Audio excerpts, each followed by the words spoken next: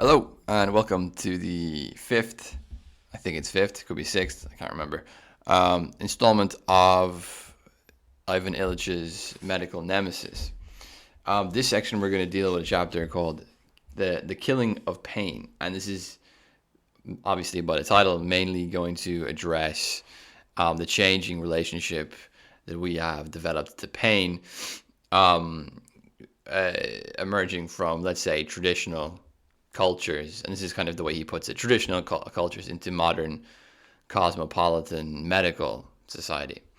The changes in the relationship to pain. Now, to actually grasp this, you kind of have to throw out your, like, if you have a kind of biomechanical, completely materialistic, and more so positivistic than materialistic, I should really say, understanding of like health and pain in the body, then you're not going to really understand or appreciate any of this chapter or any of this book really.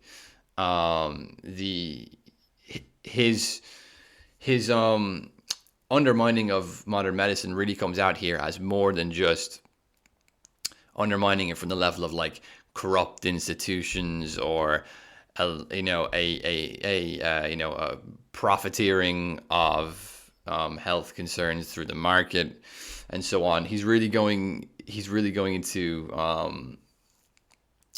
a fundamentally different understanding of what health and medicine is, and we're kind of stuck in our modern, our kind of scientifically informed commercial corporate medicine understanding of medicine, to the point where we've sort of forgotten about how different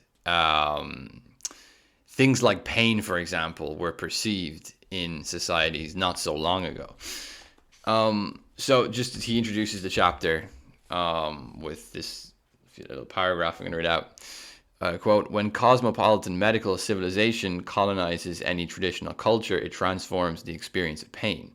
The same nervous stimulation that I shall call pain sensation will result in a distinct experience depending not only on personality, but also on culture. This experience, as distinct from the painful sensation, implies a uniquely human performance called suffering. Medical civilization, however, tends to turn pain into a technical matter and thereby deprive suffering of its inherent personal meaning. People unlearn the acceptance of suffering as an inevitable part of their conscious coping with reality and learn to interpret every ache as an indicator for their need for padding and pampering. End quote. So you immediately see actually something which has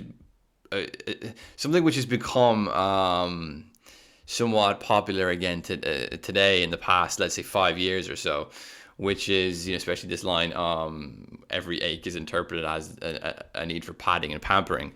The kind of health and safety society, or the what was that book? The Coddling of the American Mind. I think it was, I can't remember who wrote it. His name escapes me. Jonathan Haidt, yeah.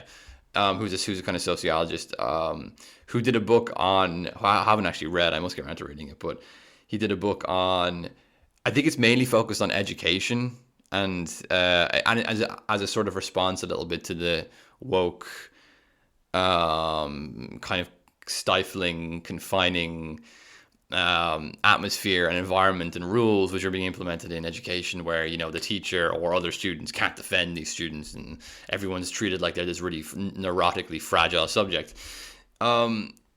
This is obviously something which is being pushed back into our kind of consciousness in the past few years.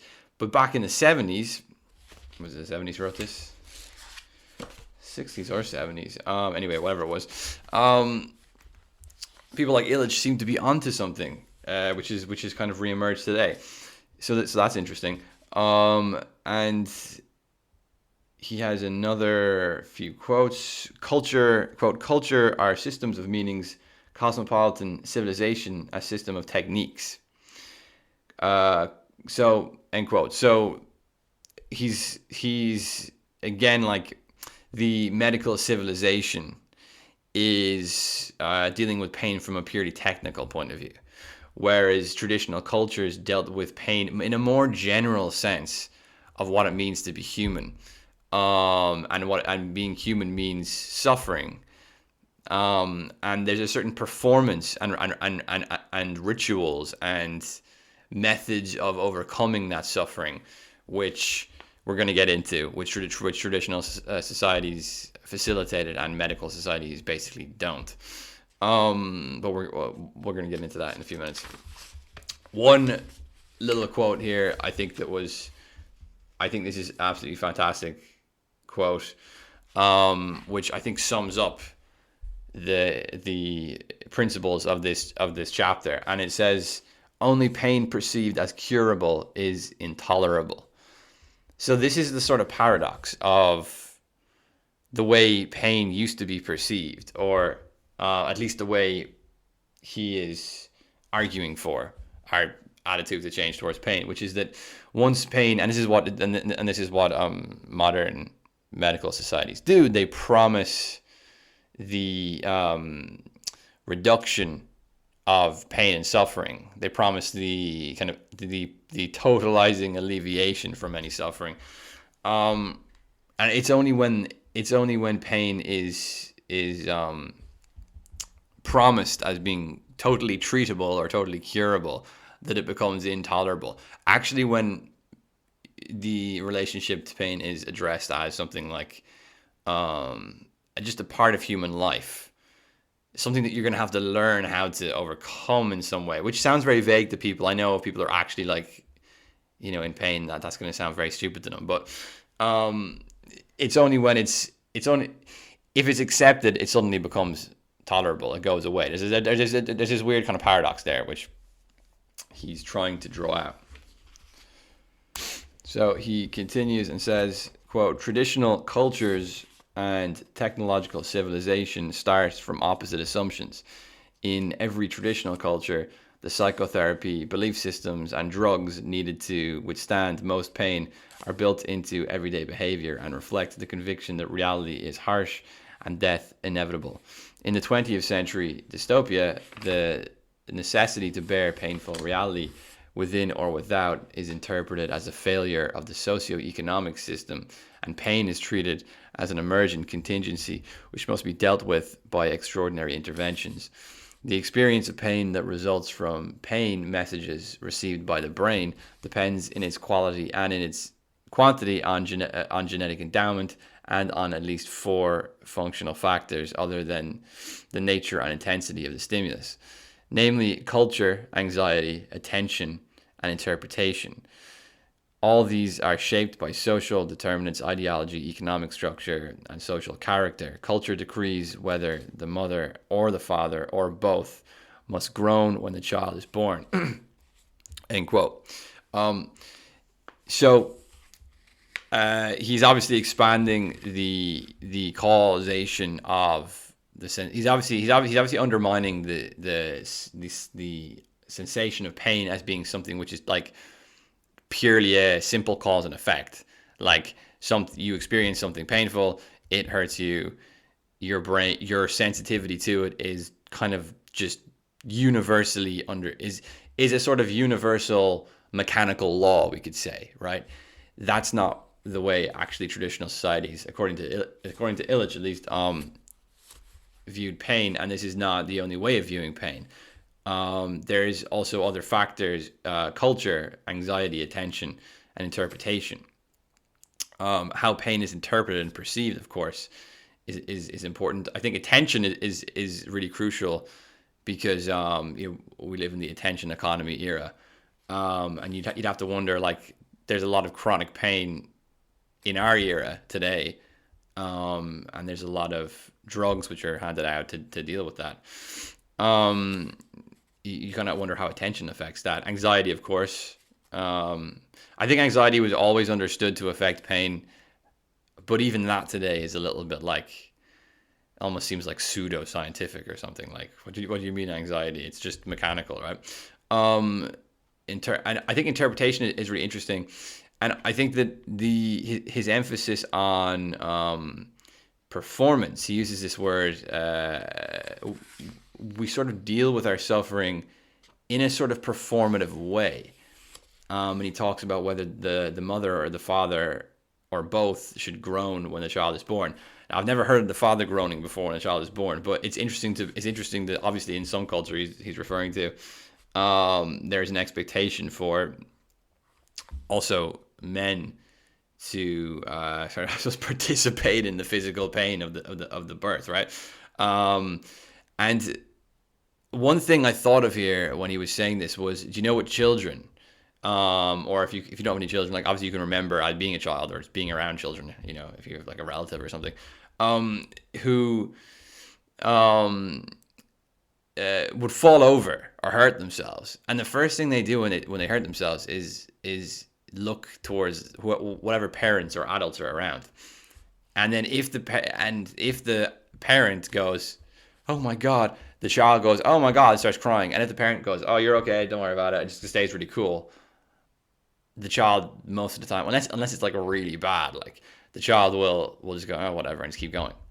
So it's like they're not actually perceiving primarily the physical pain. They're mediating this sensation through the consciousness of another person, which is this performative element to it. It's like, who are we performing for? Our suffering is always seen by something, probably God in a sense as well. If you were to get theological about it, that God sees everything, and that there's this sort of like expectation to how we should respond, which is somehow embedded in the consciousness of another, often as kind of a kind of authority figure, like a parent or a religious leader.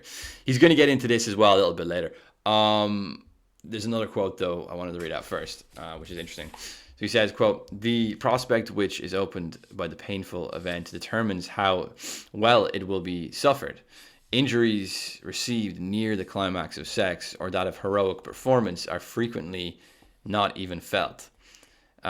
Soldiers wounded in the Anzio beachhead who hoped their wounds would get them out of the army and back home as heroes rejected morphine injections that they would have considered absolutely necessary if similar injuries had been inflicted by the dentist or in the operating theater," end quote. So again, like this sort of performative element to it.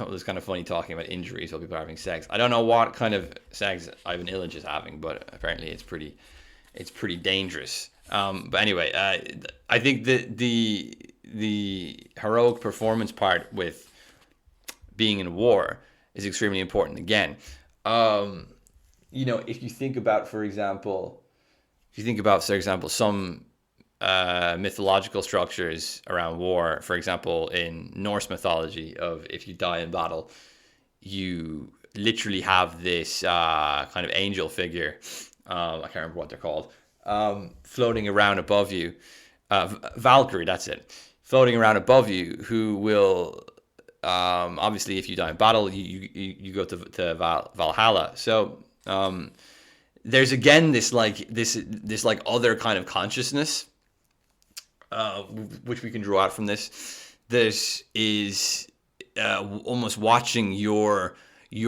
confrontation with pain, with suffering, with death, and what kind of consciousness, what kind of perception we come up with sort of affects how we feel pain. Obviously, in battle, people have an extremely high tolerance for stress, pain, and so on, which wouldn't be possible, by the way, without some sort of more traditional structure of conceiving pain and death. It wouldn't be possible. Like modern medical people today wouldn't be able to engage with like ancient warfare, because they don't have that sort of their perception of pain has been adjusted so much that they wouldn't be able to cope and tolerate with the intensity of that experience, because they don't have like this their sensation is conditioned through a medical society of which is extremely oversensitive in many ways, right? So He even alludes to a sort of need for a history of pain, which is a really interesting idea. So he says, quote, "The history of medical perception of pain has not yet been written. A few learned monographs deal with the moments during the last 250 years in which the attitude of physicians towards pain changed, and some historical references can be found in papers dealing with contemporary attitudes towards pain. The existential school of anthropological medicine has gathered valuable insights into the development of modern pain while tracing the changes in bodily perception in a technological age." So, yeah, this is like a really interesting, almost new genre he's calling for, right? Like, we have come to perceive the enlightened kind of biomechanical view of pain as the ultimate truth of pain. Like all the other methodologies of dealing with pain and suffering are considered by us to be, barbaric or unenlightened or sort of that we can afford to just forget them and not utilize them in any way. So that means the modern medical perception of pain, which is only just one method of dealing with these things, and it is obviously a very ineffective method, considering that, I mean, this is obviously based around his theory of iatrogenesis, which is harm caused through medical intervention.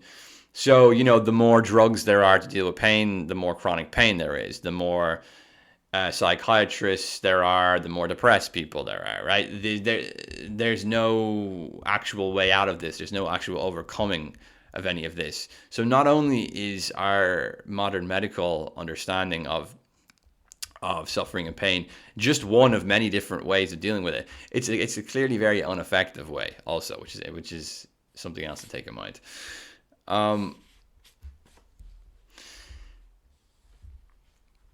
Illich will say that there's actually various different methods that any society uses to treat pain. These are words, drugs, myths, and models. And basically, the modern medical society obviously basically uses drugs. It uses technical intervention.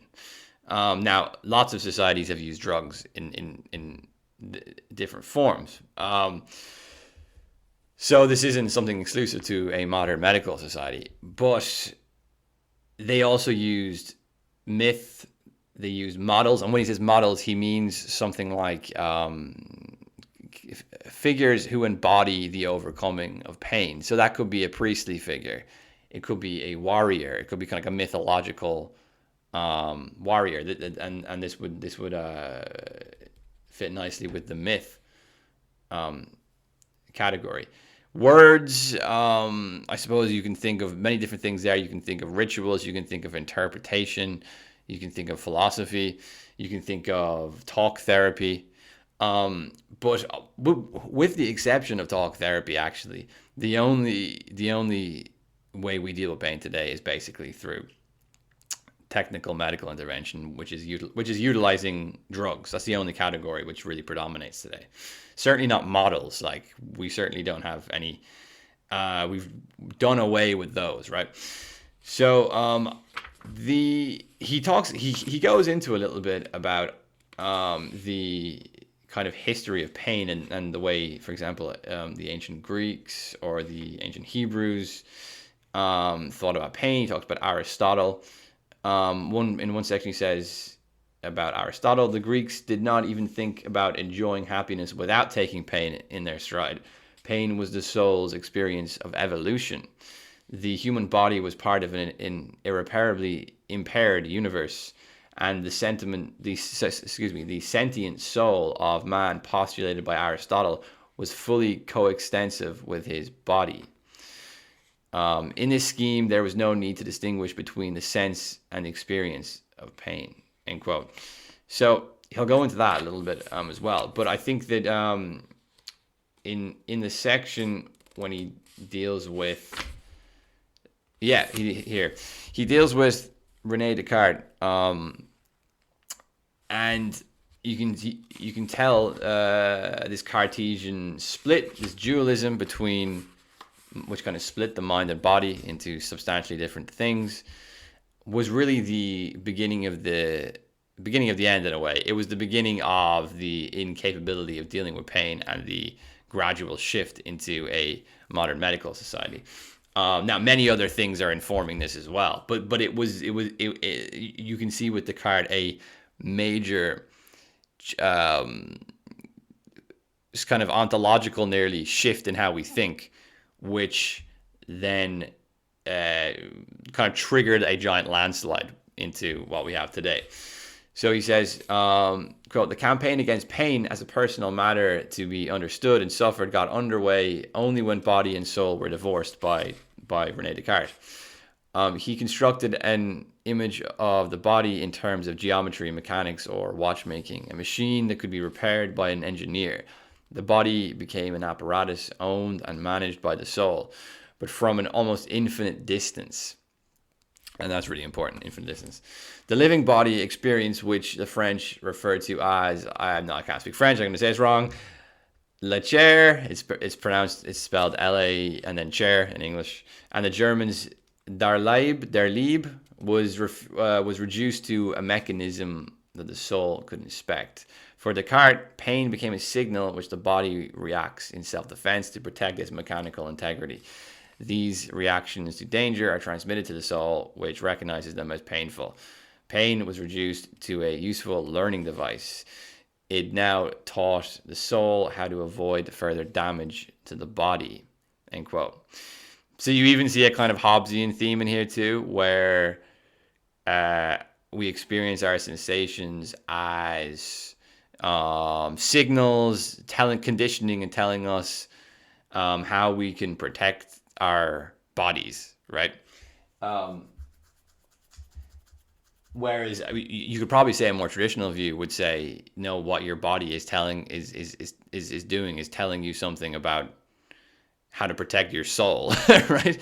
Now, like for example, Stoicism, the ancient Aristotle, Plato, like how to overcome pain, fear, insatiable pleasure. These things are all integral. Like fighting, like managing bodily sensations is all integral to protect the harmony and the integrity of the soul. Where you see a switch here where basically we experience these kind of sensations as just signals our mind is telling us to behave a certain way in order to protect our bodies. So there's a complete shift there. He's going to continue on. Within 2 generations of Descartes' attempt at a scientific anthropology, pain has become useful. From being the experience of the precariousness of existence, it had turned into an indicator of specific breakdown. By the end of the last century, pain became a regulator of body functions, subject to the laws of nature. It needed no more metaphysical explanation. It had ceased to deserve any mystical respect and could be subjected to empirical study in order to do away with it. By 1853, barely a century and a half after pain was recognized as a mere physiological safeguard, a medicine labeled as a painkiller was marketed in La Crosse in Wisconsin. That was French. Well, it probably is French, but whatever.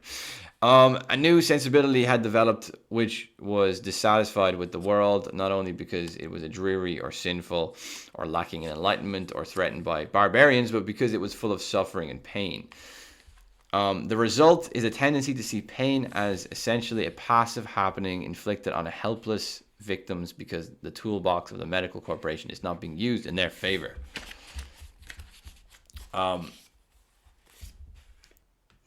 He'll then go on to talk about anesthesia, and different forms of anesthesia have been invented, obviously, from the most extreme, which is literal anesthesia if you have a surgery, to just like average over-the-counter painkillers. Forms of numbing, I suppose, have informed our perception of pain so strongly. And I think here's a really almost ingenious observation about that, which is this: the introduction of different forms of numbing and anesthesia have sort of numbed us to the point where we then start to actually look for the kind of meaning and the sensation which pain